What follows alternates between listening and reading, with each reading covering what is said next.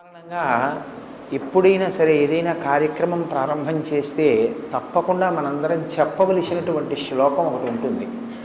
ఏదైనా ఒక పెద్ద కార్యాన్ని ప్రారంభం చేసే ముందు, ఆ రోజు దినచర్యని ప్రారంభం చేసే ముందు పూజా కార్యక్రమంలో మొట్టమొదటి పూజలో మొదట చెప్పవలసిన శ్లోకం సుముఖశ్చైకదంతశ్చ కపిలో గజకర్ణకః లంబోదరశ్చ వికటో విఘ్నరాజో వినాయకః ధూమకేతుర్గణాధ్యక్ష బాలచంద్రో గజాననః వక్రతుండ శూర్పకర్ణో హేరంబ స్కందపూర్వజః షోడశైతాని నామాని ఎప్పటే చూనియాదపి విద్యారంభే వివాహే చ ప్రవేశే నిర్గమే తథా సంగ్రామే సర్వకార్యేషు విఘ్నస్తస్య న జాయతే.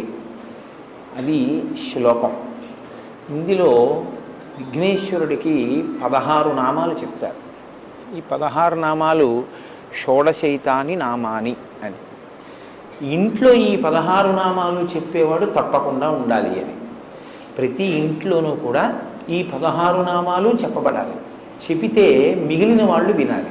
అంటే ఈ శ్లోకాన్ని ప్రతిరోజు పైకే చదవాలి అని గుర్తు. ఇంట్లో మిగిలిన వాళ్ళు దీన్ని చదవలేరు అంటే ఇంటి యజమాని దీన్ని పైకి చెప్పాలి.